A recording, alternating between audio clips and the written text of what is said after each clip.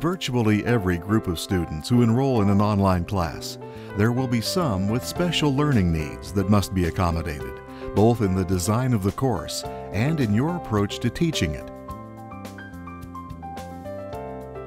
Meeting those needs starts with knowing your students.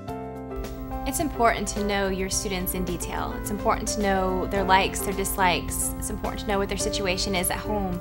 And we need to know what each student's learning challenge is, whether it's minor or severe, and how we can adjust our instruction for those challenges. For some students, the learning challenge is a physical disability. In such cases, the instructor's obligations are clear. For example, I might have students that are deaf. So I make sure that I have transcripts for all of those items that are audio.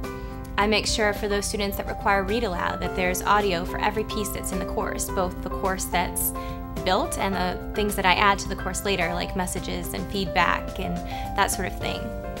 I once had a student who was deaf in my online classroom, which was fine for most content except for when we taught in synchronous sessions. She needed a sign language interpreter.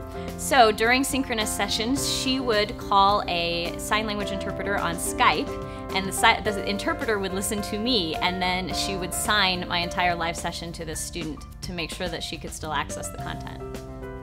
Some students will have issues stemming from their personal situation.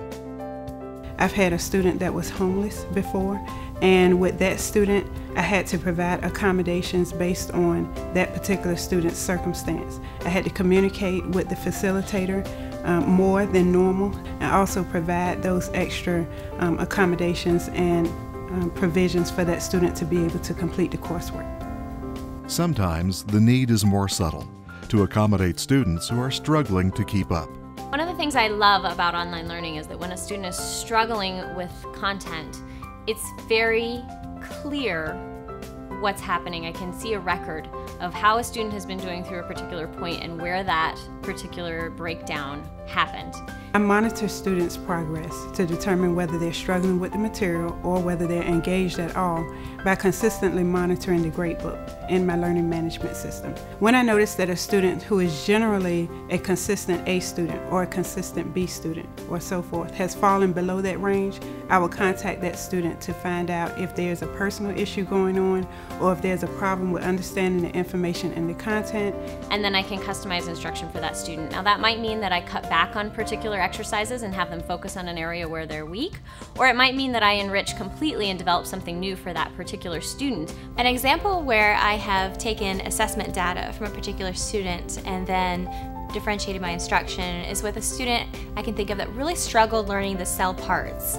Cell parts have sometimes complicated names like Golgi apparatus and mitochondria that sound really foreign to many people. And so I was able to do some word association and some image association with those cell parts, where the student was then able to retake the particular quiz and be successful. I engage and accommodate online students that are struggling with their lessons by providing extra one-on-one teacher attention to those students. For example, I've had a student to email me who was struggling with a concept in my AP Physics course. And I went online and did some research to try to find extra videos in which I found effective with helping me to understand the topic. Discovering a student's individual learning process is a little bit of a process in itself. It's a little bit of a guess and check, try and fail. And sometimes it takes a little bit of trying different things and seeing what works and what doesn't. What does the student respond to? And that's the fun part of the job, actually. To learn more about INACOL national standards for quality online teaching, visit us on the web at www.inacol.org.